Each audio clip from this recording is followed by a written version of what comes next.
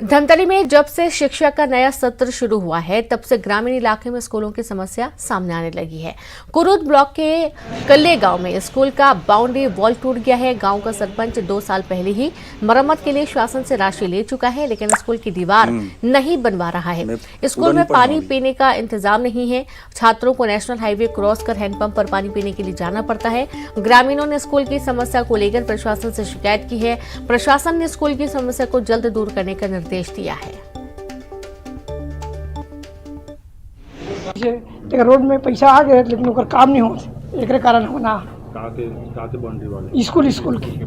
हाँ, ओकर से का समस्या होते बाउंड्री वाले बच्चा मन इधर उधर जाते रोड के पार करके। गाड़ी मोटर चलत है उतना पैसा सरपंच ला है, वो पैसा ला रखे है, वो काम नहीं करवाते। कितना दिन हो गए पैसा? ये 2 साल हो गए, समझ 20 में आए। उनके द्वारा अवगत कराया गया है कि पूर्व में उनके स्कूल का कुछ भाग अहाता और एक शौचालय टूटा था, जिसका उनको टूटने के बाद राशि भी मिली थी, परंतु सरपंच के द्वारा पुनर्निर्माण नहीं कराया जा रहा है।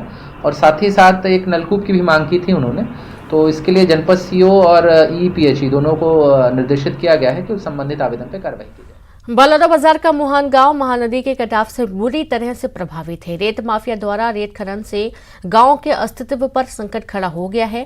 जल्द उपाय नहीं किया गया तो गांव एक दिन महानदी में समा जाएगा। स्थिति यह है कि गांव अब महानदी से केवल 100 मीटर दूर रह गया है, जबकि यह पहले 1 किलोमीटर की दूरी पर था।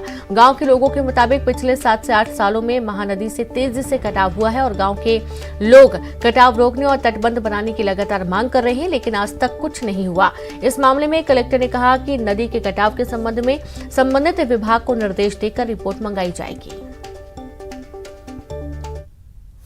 गांव की समस्या यही है, हर साल बाढ़ में महानदी के जो निकट थे ना आ चुकी है।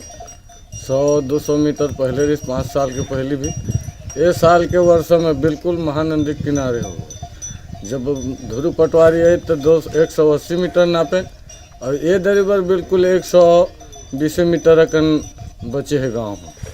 हमारे गांव के समस्या बहुत समस्या है, आए दिन बाढ़ में परेशान होते, लेकिन मन पढ़े में दिक्कत जाती और गांव में गर्भो बच्चों को दिक्कत जाते, बहुत भारी समस्या होता है। हमारे आवेदन दे हम तो आज तक हमारे आवेदन की कोई सुनवाई नहीं करे है, न अभी तक करे। 40 साल हो गए हमारे मांग करत आवत, लेकिन कोई भी काम लगा अभी तक के सफल नहीं बना है।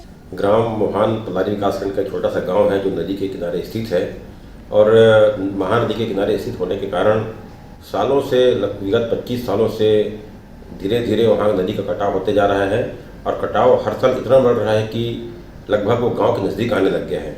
ग्रामवासी बहुत सालों से मांग कर रहे हैं कि या तो हमको व्यवस्थापन किया जाए या रिटर्निंग वाल नदी किनारे तटबंध बनाया जाए, जिससे गाँव सुरक्षित रहें। और हमारी सरकार भी इस दिशा में, हमने भी इस बात का संज्ञान लिया है और हमने कलेक्टर साहब के साथ साथ हमने इसका ज्ञापन बनाकर हमने विभागीय मंत्रियों को भी दिए हैं। मोहन गांव में नदी के प्रवाह की वजह से लगातार कटाव की एक हमारे संज्ञान में आई है न्यूज़पेपर कटिंग के माध्यम से।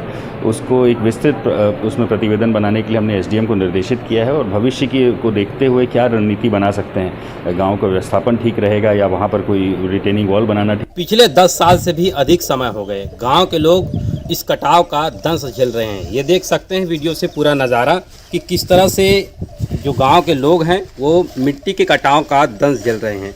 हम मौजूद हैं मोहन गांव में। मोहन गांव की मिट्टी महानदी के कटाव के कारण कटती जा रही है और ऊपर से रेत माफिया ने रेत की खुदाई करते हैं, जिससे मिट्टी और कट जाती है। अगर जल्द ही कोई उपाय नहीं किया गया तो एक दिन ये पूरा गाँव महानदी में समा जाएगा। स्थिति यह है कि गांव अब महानदी से केवल 100 मीटर ही दूर रह गया है, जबकि यह पहले 1 किलोमीटर की दूरी पर था। पिछले 10 साल में 500 वर्ग मीटर मिट्टी कट चुकी है। इस साल 2 बार बाढ़ आ चुकी है, जिससे 25 मीटर मिट्टी कटकर महानदी में बढ़ गई है। इससे अनुमान लगाया जा सकता है कि महानदी में जिस तरह से बाढ़ आ रहा है, गाँव का कटाव भी तेज़ी से बढ़ रहा है। कुछ सालों में ही गाँव महानदी में समा जाएगा, ये कहा जा सकता है। मिट्टी कटने का सिलसिला अगर सालों से चलता रहा तो गांव के लोग क्या करेंगे, ये देखने वाली बात होगी। बलौदाबाजार से न्यूज़ 18 के साथ योगेश यादव की रिपोर्ट।